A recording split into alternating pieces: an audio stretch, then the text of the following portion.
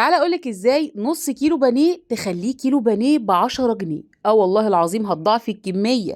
حتى لو اصحاب المطاعم هاجموني انا هقولك السر، هتعملي من نص كيلو بانيه 15 سندوتش. بعد ما بناتي فلسوني كل واحده قال واخده 50 جنيه وهي نازله عشان تجيب سندوتش كريسبي تاكلوا ما بين الدروس. الساندوتش الشهير جدا اللي ولادنا بيحبوه في مطاعم الفاست فود، تعالى اقولك ازاي تعمليه في البيت.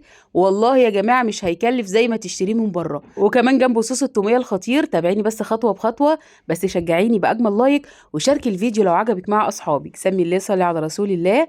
نص كيلو من البانيه ابتديت اقطعه لشرايح بالشكل ده. نجهز له بقى التتبيله السهله البسيطه، عباره عن معلقتين من المايونيز على معلقتين من الباربيكيو صوص. ودايما المطاعم بتعتمد في التتبيل على الصوصات، وفعلا بتدي طعم خطير للفراخ.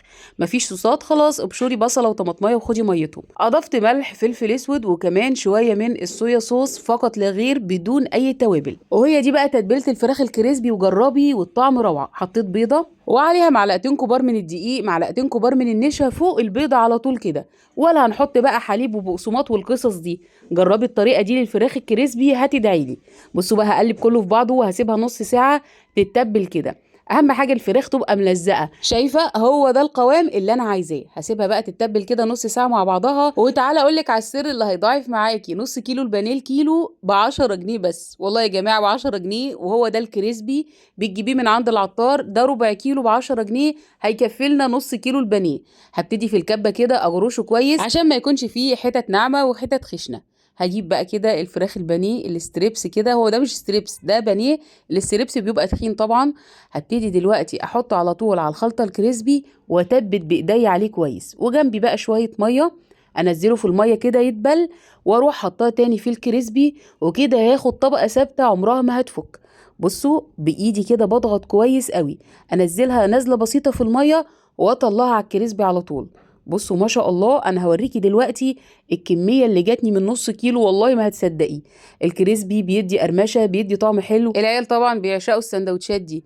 كل عيله بقى نازله وراحه درس، عندها درس 2 3 بين الدروس جعانه، تروح داخله المطعم على طول جايبه لها سندوتش. طب احنا هندفع بقى فلوس الدروس ولا هندفع فلوس الكريسبي يا جماعه؟ قلت لهم لا، وروني بقى السندوتش اللي انتوا رايحين تجيبوه ده وانا هعمله ان شاء الله في البيت وهاكلكم احلى كريسبي. بصي اهم حاجه طلعيه على اكياس بلاستيك عشان ما يلزقش في بعضه.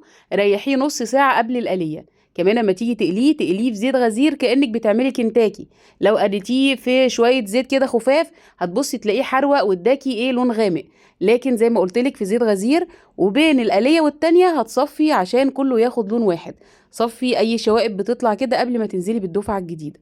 شايفين اللهم بارك. والله يا جماعة نص كيلو بانيه بس واداني كل الكمية دي، والسر في ال10 جنيه بتاع الكريسبي. والطعم طبعا مش قادرة اوصف لكم حكاية. يلا بقى نكمل بقية الجريمة ونعمل السندوتش اللي العيال ايه بتموت فيه. واكيد طبعا ما بيحطوش الفراخ الكريسبي للعيال سليمة كده، لا لازم يقطعوه، امال السندوتش يكتر ازاي؟ تعالي بس اقولك على تكة كده في البطاطس المقلية اللي هنحطها في السندوتش وبتديها قرمشة حلوة. بقلبها في معلقتين نشا قبل ما احمرها في الزيت وشوية ملح بس كده، وخدي عندك احلى بطاطس وقلي يا ست الكل. نعمل صوص التومية، كوباية كبيرة من المية، معلقتين كبار من النشا، وهبتدي ادوبهم كده على النار الاول على البارد، وبعدين بقى هرفعهم على النار لغايه اما الصوص يتقل معايا كده وهسيبه يبرد تماما. الاضافات اللي هحطها معلقه توم، نص علبه كده من الزبادي او كوبايه زبادي صغيره، ملح وفلفل اسود، ونص عصير ليمونه او معلقه خل. وهبتدي ادوب كويس، معلقه زيت، معلقتين من المايونيز، وهبتدي اضربهم بالهاند بلندر. وخدي عندك احلى صوص توميه في الدنيا. المايونيز بيدي طعم روعه لصوص التوميه. تقدري تكتفي بالزبادي بس الصراحه المايونيز بيدي طعم حلو. هجيب بقى العيش السوري ويلا بقى نجمع السندوتش فرده حلوه كده من صوص التوميه، وهبتدي احط على طول البطاطس المقرمشه. شايفين اللهم بارك مقرمشه ازاي؟ وده لاننا اضفنا معلقتين النشا قبل ما نقليها على طول في الزيت، ده بيخليها مقرمشه قوي. والبطاطس طبعا الايام دي حلوه جدا جدا بتاعه التحمير. وهو السندوتش ده بيتعمل كده: الفراخ الكريسبي، البطاطس المقرمشه، صوص التوميه، وفوقيه بقى كاتشب. وعايزه اقول لك المخلل طبعا اساسي، بس طبعا ما بيحطوش الكميات دي. يعني انا لما عملته للعيال قالوا لي يا ماما ده السندوتش ده ما شاء الله جامبو مش زي بتاع المطعم، بيبقى فيه شويه صغيرين. وطبعا الكاتشب اللي عندهم ما يعلم بالله ربنا بيبقى لون احمر كده، مش عارفه بيجيبوه منين. طبعا احنا بنعمل الكاتشب في البيت، او حتى الكاتشب المصري احنا بنستخدم كل المنتجات المصريه. واوعي تنسي يا ست الكل. هبتدي دلوقتي بقى في جريل كده الاسوعه بمعلقه سمنه. طبعا هناك طبعا ما بيحطوش السمنه، انت بتعملي حاجه في بيتك لاولادك، حاجات مفيده، فهديله دهنه من السمنه تدي اللقمه طعم حلو، وتاخدي اللون الجميل ده كانك عاملاه على الجريل بتاع المطعم. شايفين ما شاء الله؟ 15 سندوتش يا جماعه من نص كيلو بانيه، احلى صوص توميه، احلى بطاطس مقرمشه.